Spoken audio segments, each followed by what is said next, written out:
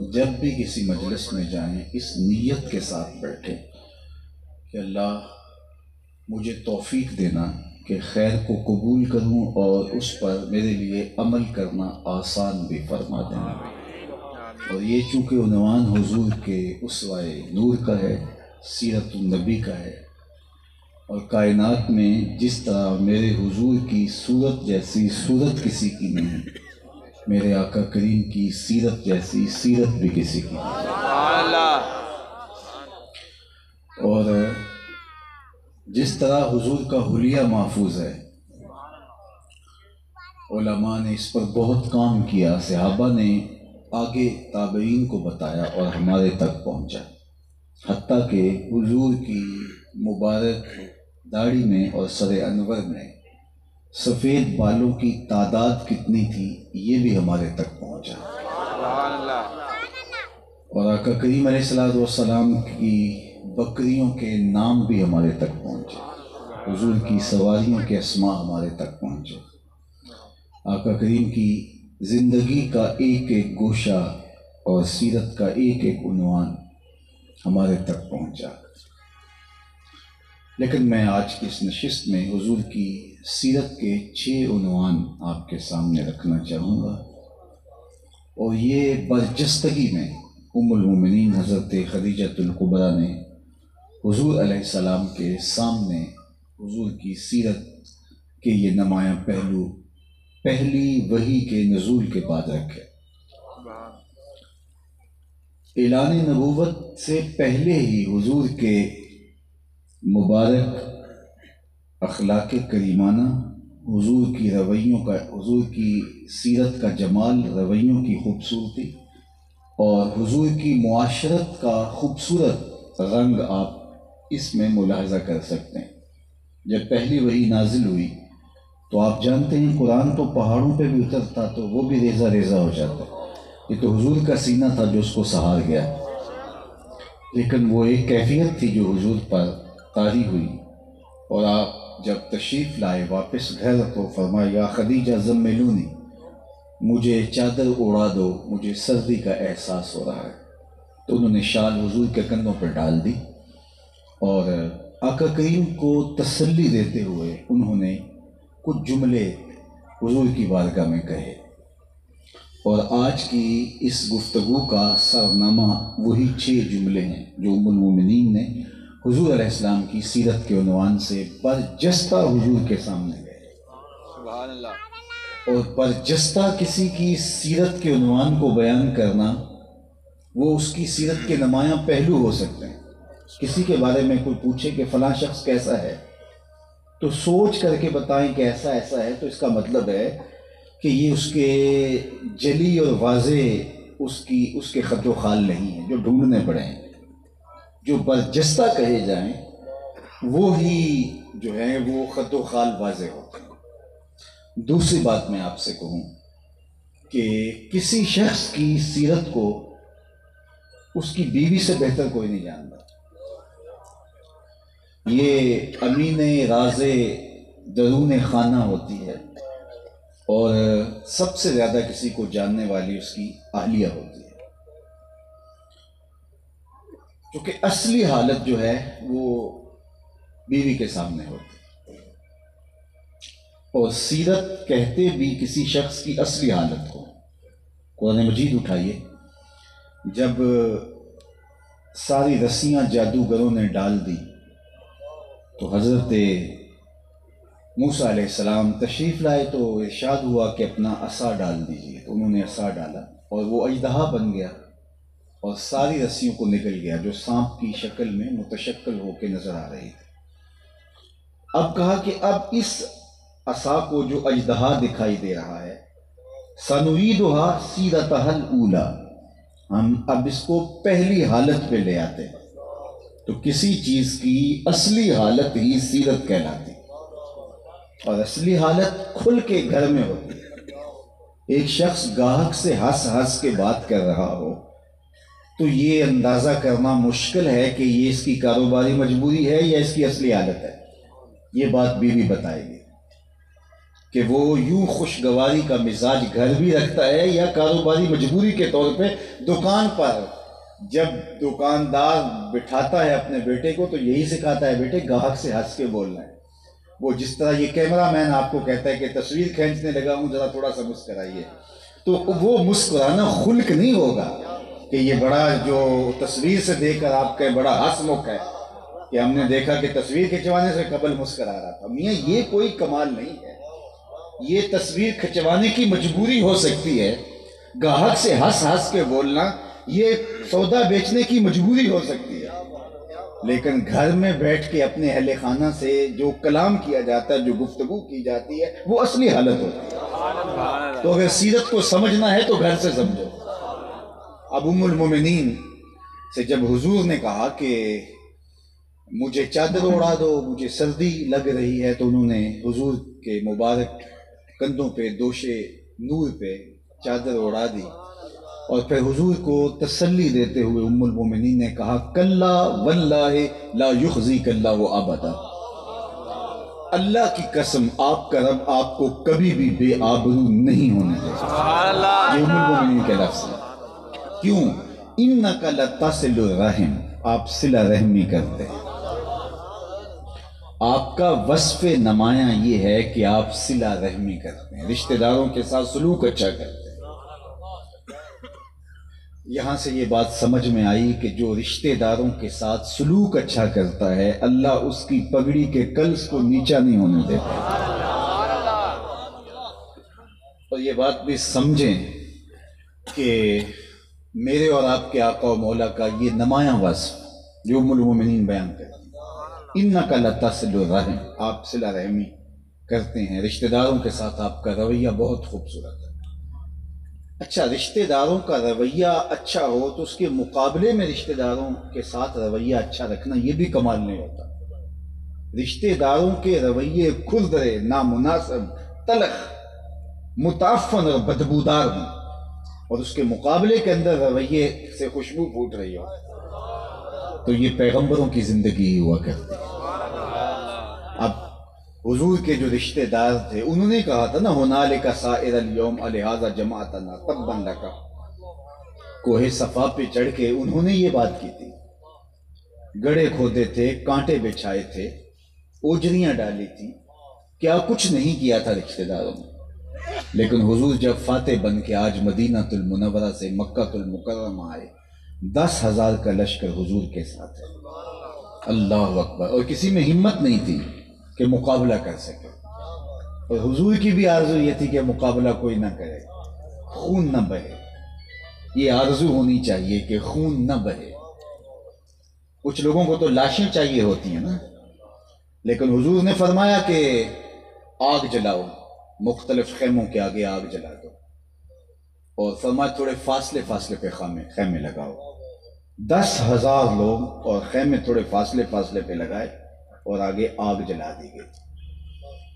اور پھر حضور نے فرمایا کہ کوئی جائے اور قریش مکہ سے کسی کو یہ منظر دکھائے، تو حضرت عباس رضی اللہ تعالیٰ عنہ آئے، اور اس وقت قریش کے سردار ابو سفیان تھے، بعد میں اللہ نے ان کو بھی ایمان کا نور نصیب فرمایا، تو ان کو لے کر کے آئے اور ایک ایسی جگہ پہ کھڑا کیا جہاں سے یہ سارا منظر دکھائی دے رہا، اور حضور چاہ رہے تھے کہ یہ مرعوب ہو جائیں اور لڑائی کے لیے میدان میں آئے ہی نہ اور خون بہے ہی نہ۔ تو آقا کریم علیہ السلام نے اس طرح صحابہ کو کہا کہ الاؤ روشن کرو آگ کے، اور لوگوں نے الاؤ روشن کر رکھے تھے، اور یہ اونچی جگہ پہ کھڑا کر کے حضرت عباس نے دکھایا کہ یہ منظر دیکھو، تو کہا یہ کون ہے؟ تو کہا کہ یہ میرے حضور ہے۔ تو ابو سفیان نے کہا کہ تیرے بھتیجے کی بادشاہت قائم ہو گئی، اس منظر کو دیکھ کے مرعوبیت پیدا ہوئی، کہا تیرے بھتیجے کی بادشاہت قائم ہو گئی۔ حضرت عباس نے کہا بولے نہ بنو، یہ بادشاہت نہیں نبوت ہے، نبوت کی شان۔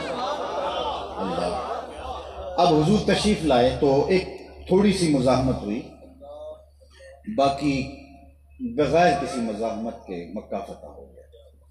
اب حضور علیہ السلام اونٹنی پہ سوار ہیں، اور یہ رشتہ دار، یہ قریش کے لوگ، برادری والے تھر تھر کانپ رہے تھے، انہیں لگتا تھا گردنیں کٹیں گے، اور اگر ہمیں بہت بھی معافی ملی تو اتنا ضرور ہوگا کہ شہر بدل کر دیا جائے۔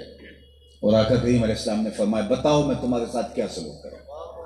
انہوں نے کہا کریم باپ کے کریم بیٹے ہو، ہمیں آپ سے خیر کی توقع ہے۔ اور انہیں یہ تھا کہ چلو شہر بدل کر دیا جائے، گردنیں بچ جائیں، لیکن میرے حضور کے لب کھلے تو روشنی پھوٹی، خوشبو بھی پھوٹی، نور نکلا۔ اللہ اکبر۔ حضور نے فرمایا اذهبوا انتم الطلقاء، جاؤ تم سب آزاد ہو، آج میں تمہیں وہی کہوں گا جو میرے بھائی یوسف نے اپنے بھائیوں کو کہا تھا، لا تثریب علیکم اليوم، تم پہ کوئی مواخذہ نہیں۔ یہ تھا حضور کا سلوک۔ عثمان بن طلحہ کعبۃ اللہ کا کلید بردار تھا۔ ایک دن حضور نے ان سے کعبۃ اللہ کی چابی طلب کی کہ دروازہ کھولو اور میں کعبۃ اللہ کے اندر جانا چاہ رہا ہوں، اس نے انکار کر دیا۔ آج حضور تشریف لائے، فرمایا این عثمان بن طلحہ، حاضر خدمت ہوا، کہا دروازہ کھولو۔ دروازہ کھولا، حضور تشریف لے گئے۔ جب باہر آئے تو سب کو یہی لگ رہا تھا کہ اسے تو چابی دوبارہ نہیں دی جائے گی۔ تو دیکھیے کس کے وقت جاگتے ہیں، ہر ایک منتظر تھا، سب کی آنکھیں سوالی تھی اور سب کی جھولیاں پھیلی تھیں، اور وہ زبان حال سے کہہ رہے تھے حضور یہ اعزاز اس کو بخش دیا جائے۔ لیکن حضور تشریف لائے تو فرمایا عثمان بن طلحہ کہاں ہے؟ حاضر خدمت ہوا تو حضور نے وہ چابی اس کے ہاتھ میں دیتے ہوئے کہا قیامت تک تیرے ہاتھ سے کوئی نہیں چھین سکے سوائے ظالم کے۔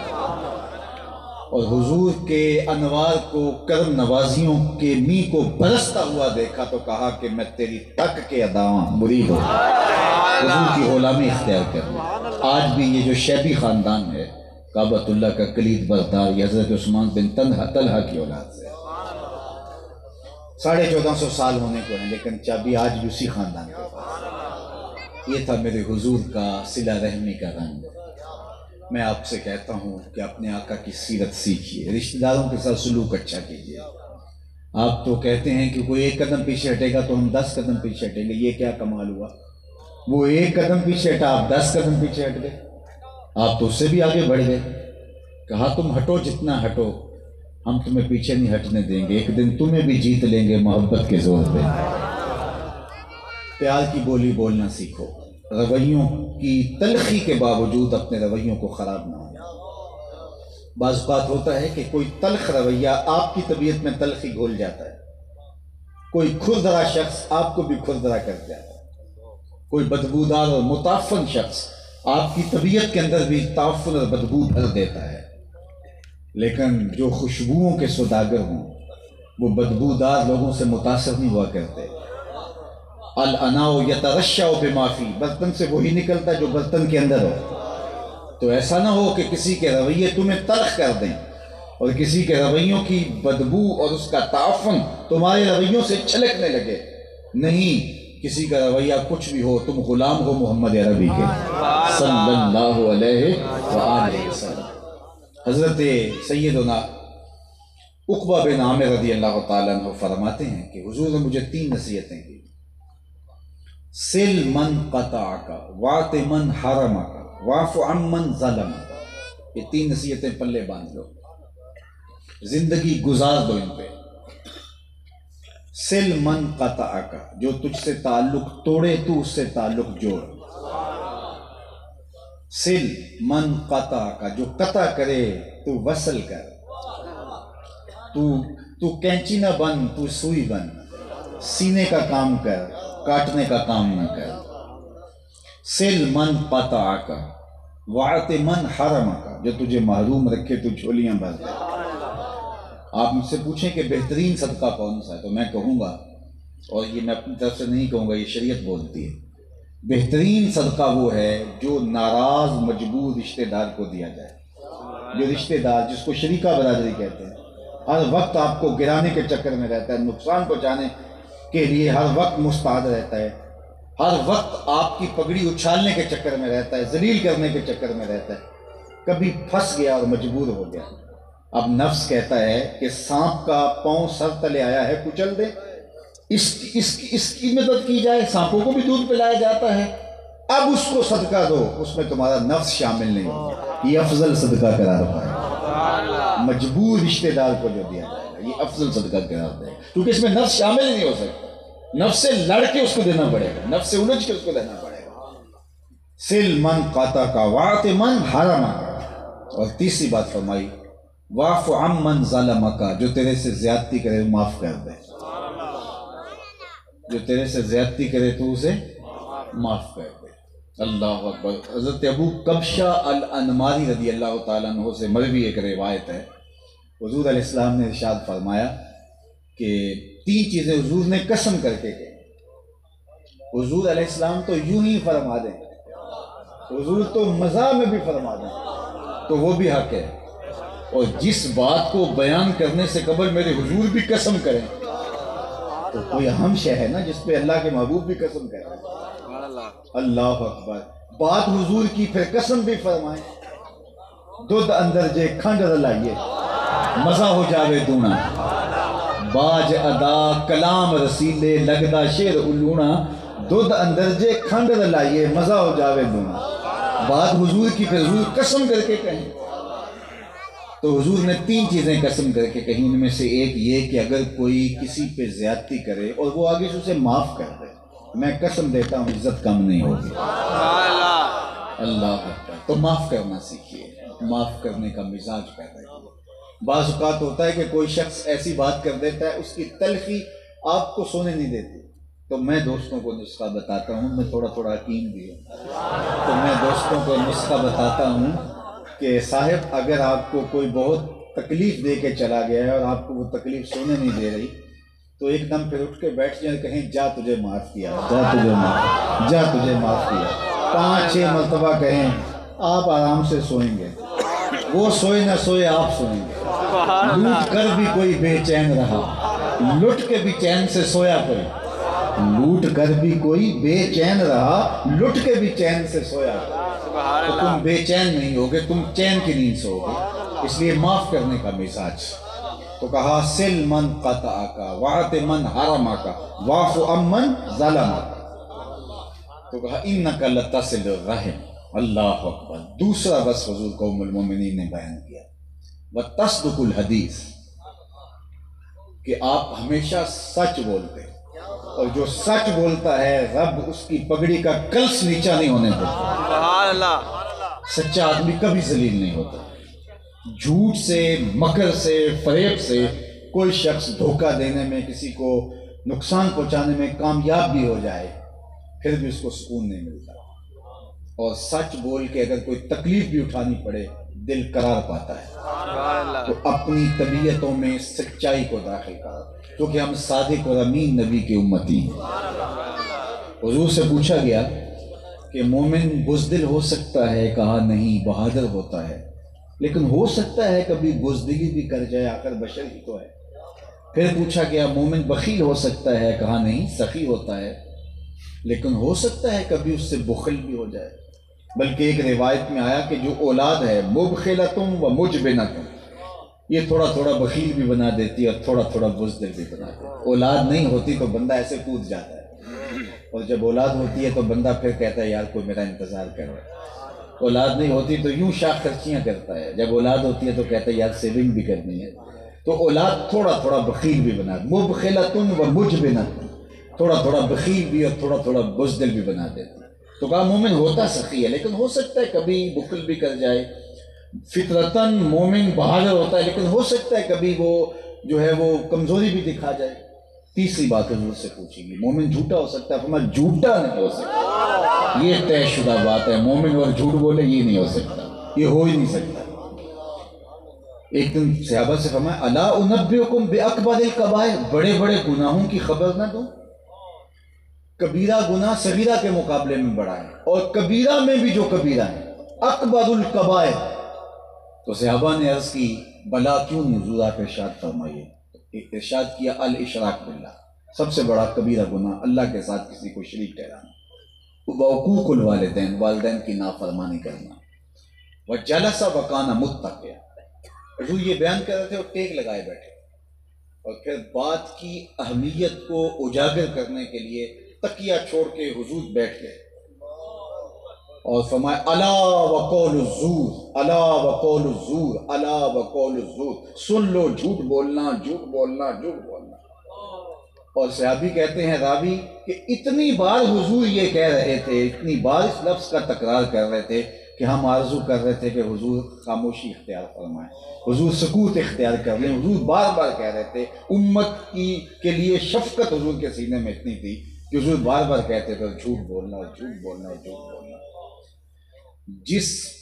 جس امت کا پیغمبر جھوٹ سے اتنی نفرت کرتا ہو، وہ امت کیسے جھوٹ بول سکتی ہے؟ کیسے جھوٹ بول سکتی ہے؟ لیکن ہمارا تاجر کہتا ہے کہ جھوٹ نہ بولیں تو سودا ہی نہیں بکتا۔ میں کہتا ہوں جاپان والوں کا کیسے بک جاتا ہے؟ نیت میں کھوٹ ہو تو پھر کچھ نہیں بنتا۔ سچ کو اپنے ساتھ جوڑ لیں، سچ کو اپنے ساتھ جوڑ لیں۔ ایک سچ اگر زندگی میں داخل ہو گیا، ہمارے دین نے ہمیں جھوٹ بولنے کی اجازت نہیں دی، سوائے دو ایک مقامات سے۔ دو آدمیوں کے درمیان صلح کروانے کے لیے آپ کہہ سکتے ہیں کہ وہ تیرے بارے یار بہت اچھے جذبات رکھتا ہے، تاکہ اس کا دل نرم ہو جائے۔ اس کو کہیں وہ تیرے بارے بہت اچھے جذبات رکھتا ہے۔ جھوٹ کتنا مکروہ ہے کہ جھوٹ بولنے کی اجازت نہیں دی گئی، لیکن یہ دو آدمیوں کو جوڑنا یہ اتنا اہم ہے کہ یہاں اس کی بھی اجازت ہے۔ لیکن میں جو بات کرنے جا رہا ہوں اگر آپ کی توجہ ہو، ہمارا دین جھوٹ سے اتنی نفرت کرتا ہے، جھوٹ سے اتنی نفرت کرتا ہے کہ اس کی اجازت نہیں دی، حضور نے ٹیک چھوڑ دی۔ لیکن دو آدمیوں کو جوڑنا اتنا اہم ہے کہ یہاں اس کی بھی اجازت دی گئی۔ جہاں دو آدمیوں کو جوڑنے کے لیے جھوٹ کی بھی اجازت دے دی گئی، ہم دو آدمیوں کو توڑنے کے لیے جھوٹ بول رہے ہوتے ہیں۔